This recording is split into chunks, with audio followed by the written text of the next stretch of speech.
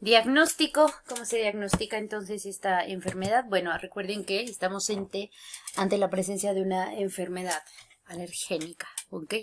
Entonces, primero nos vamos a basar siempre en la clínica y el reconocimiento de características particulares específicamente del asma, dentro de las cuales tenemos tos, sibilancias, dificultad respiratoria y opresión torácica.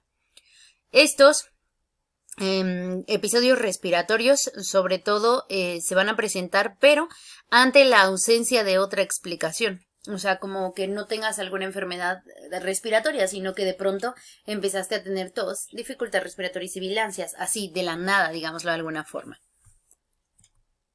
Un paciente que haya presentado 3 o más crisis de broncoespasmo, que es este cierre del bronquio, independientemente de su edad, debe ser sometido a investigación o a estudio, sobre todo para conocer si es o no es asma.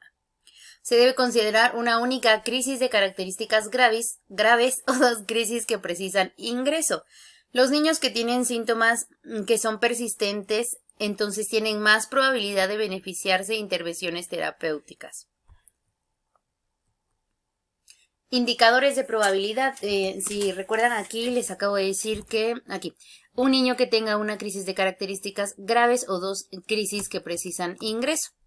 Entonces, para que nosotros tengamos un diagnóstico, siempre tenemos que conocer la historia clínica del paciente. Recuerden, si les voy a decir muchísimo ya cada rato, del 80 al 90% de probabilidades de que tú des con un diagnóstico está basado en la historia clínica y en la exploración física. Tomografías, radiografías y eso son más de comprobar que en lo que tú estás sospechando. Entonces, debes tener amplio conocimiento sobre las patologías, obviamente, para que el día de mañana se te sea fácil orientar hacia un diagnóstico. Porque si no, hay muchas veces que no sabemos ni qué onda y entonces les mandamos un montón de estudios a todo mundo y bueno, ni siquiera, digamos que ni siquiera es como que vayamos hacia algún lado, sino que de pronto empezamos a mandar un montón de estudios porque no tenemos ni idea de por dónde vamos. Tenemos indicadores de alta probabilidad y de baja probabilidad.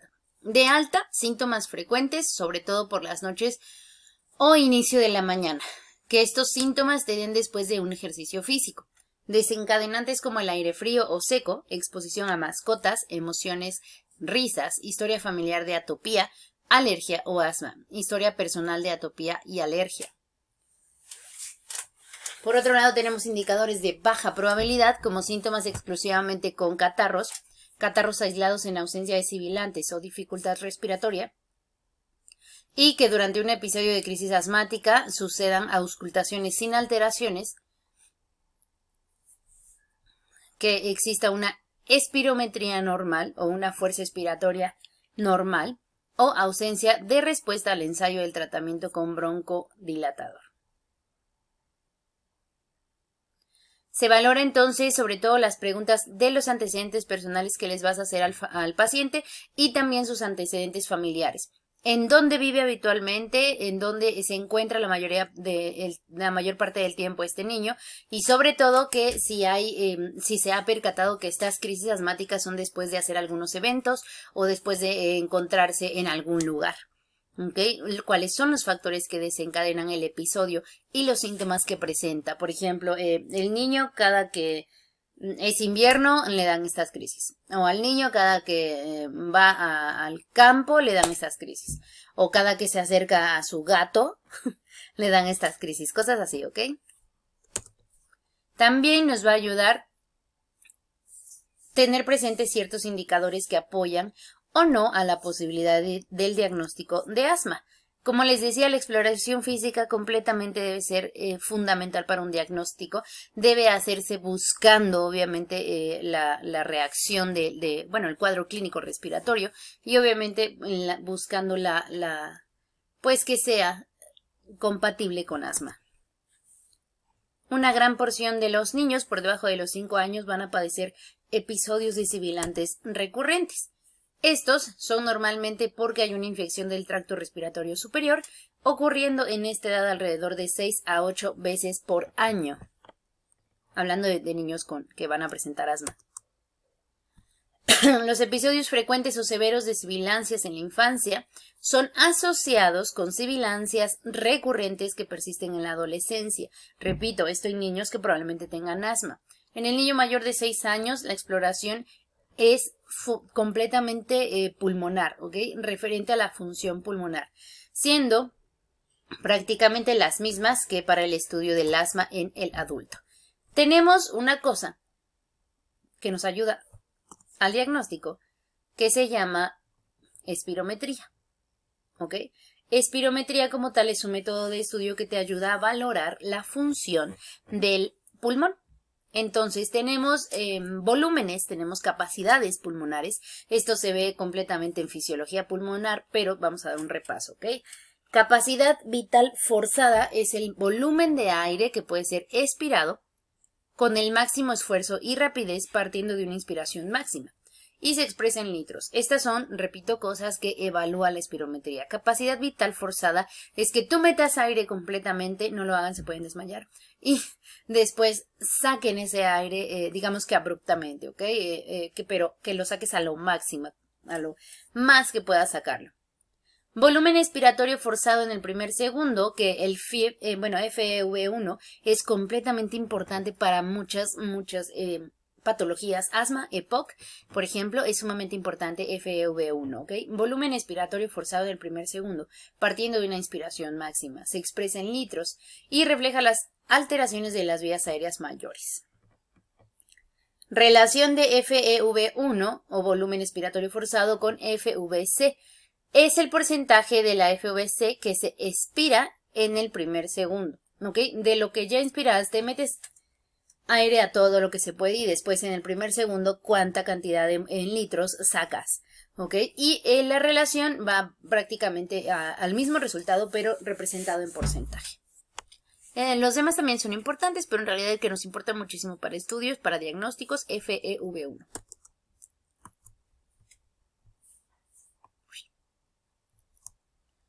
Prueba de broncodilatadores. Realizar una de las espirometrías forzadas de inicio, o sea, se hace una espirometría, una evaluación, después se administra beta 2 de acción corta, por ejemplo, salbutamol, que son 400 microgramos o 4 pulsaciones intercaladas por 30 segundos.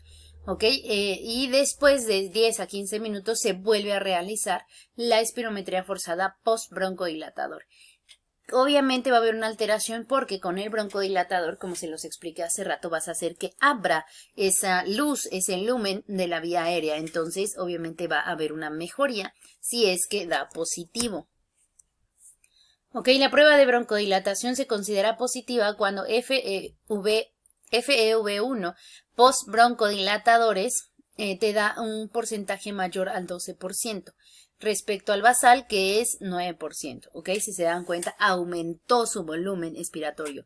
Entonces, ¿por qué? Pues porque obviamente te está ayudando el broncodilatador, se está haciendo más grande ese bronquio. Ahora, si sale negativo, no es a fuerza que, ok, salió negativo, no es asma, no.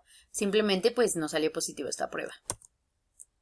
Tenemos también diagnósticos alergólogos. Recuerden que es una patología alérgica. Entonces, tenemos uno que se llama PRINT test, que se considera la prueba de elección porque tiene alta sensibilidad y alta especificidad. ¿Ok? Y es sencillo y el costo no es tan elevado.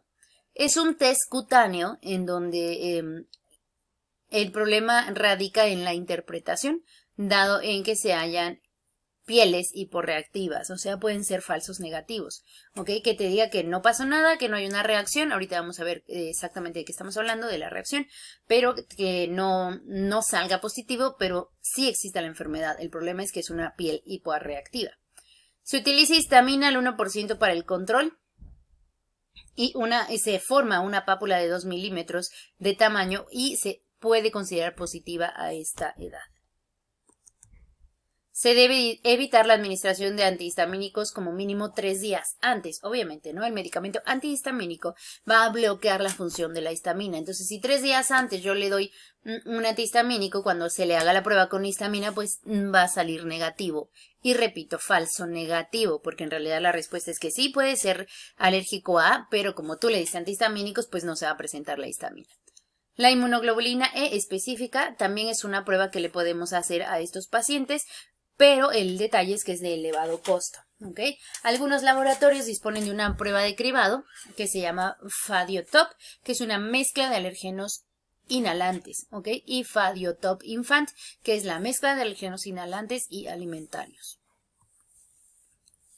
Tenemos Immunocap Rapid, que es una prueba diseñada prácticamente para la detección de inmunoglobulina tipo E, específica frente a un panel de 10 alergenos alimentarios e inhalantes. Ok, no les puse la imagen. Ok, niños, me metí aquí al prick test para buscarlo, para que ustedes vieran cómo se hace, ok. Entonces se pone prácticamente, digamos que se divide el brazo en secciones, por ejemplo en esta, y se pone histamina y sobre todo en algunos alérgenos que ya se tiene el componente, ok. Y bueno, esta imagen está buena porque de este lado, si ustedes se pueden dar cuenta, le pone aquí, por ejemplo, gato, perro y así. Y de este lado sí hay reacción como tanto de este lado. Hay mucha más reacción de este lado, ¿ok? Que comparado con las lesiones dérmicas que se les hacen de este lado. Recuerden que mayor a 2 milímetros es positivo. Entonces, por ejemplo, el pelo de perro le hace daño a este niño, el pelo de gato. Ok, el de caballo, cosas así. Aquí así se hace un prick test, una prueba de alérgenos en piel, pero les digo que hay lesiones que son, que son hiporreactivas. Ok, aquí tenemos otra imagen, entonces se coloca, por ejemplo, el alergeno y se empieza a formar después una ligera ampolla, en donde se ve que si es mayor de 2 milímetros, entonces es positivo, quiere decir que sí, que es alérgico a eso. Clasificación de la gravedad del asma en niños. Tenemos episodios ocasionales, episódica frecuente, persistente y moderada y obviamente persistente grave. ¿Ok? Los episodios son frecuentes. Aquí va más de cada cuánto le da un episodio, es una crisis. En episódica ocasional vamos a tener que es aproximadamente de pocas horas o días de duración y es menor de un caso cada 10 o 12 semanas. Episódica, más de un caso durante 5 o 6 semanas. En persistente moderada, más de un caso en 4 o 5 semanas y persistente pues es frecuente, ¿ok? Aquí el detalle es que entre más frecuente, recuerden que entre más pasa el tejido fibroso del bronquio, menos vuelve a su normalidad, digamos de alguna forma. Aquí tenemos también, recuerden, por su gravedad, repito, intermitente, persistente leve, persistente moderada y persistente grave. No se los explico tal cual porque, bueno, esto ya es nada más para su conocimiento. No ocupo que se lo aprendan o algo, pero para que sepan que se clasifica. ¿Ok? Por último, niños, hablemos del tratamiento. El objetivo en realidad del tratamiento debe ser lograr y mantener el control durante estos periodos para que obviamente el paciente, al sentir estos síntomas, recuperemos la capacidad que tenga para respirar. Ok, entonces debemos controlar las manifestaciones clínicas, síntomas diurnos o nocturnos, que de hecho hagan despertar al niño, mantener la función pulmonar, uso de medicación de rescate y limitación de actividades. También, obviamente, digamos que esto resuelve también el futuro del niño. Qué tan complicado y qué tan seguido son las crisis. Aquí tenemos muchísimos medicamentos, niños, dentro de los cuales podemos encontrar corticosteroides que obviamente te ayudan a que existe a que desinflame o desinflame el tejido, ¿ok? Entonces puedes usar prednisona, lo que se usa mucho es salbutamol, por ejemplo, que una dosis de 0.15 a 0.3, ¿ok? Se los enseño y ya en clase se los explico un poquito más. Se puede incluso dar los disparos de salbutamol, que incluso a nivel hospitalario, por ejemplo, se ocupa mucho con una mezcla que se dice Conviven o que se llama Conviven, que es salbutamol más bromuro de ipratropio. Ok, y es sumamente importante el uso de este. Ya no digo más porque se acabó el tiempo del video. Pero quédense con ese cuadro, ese esquema.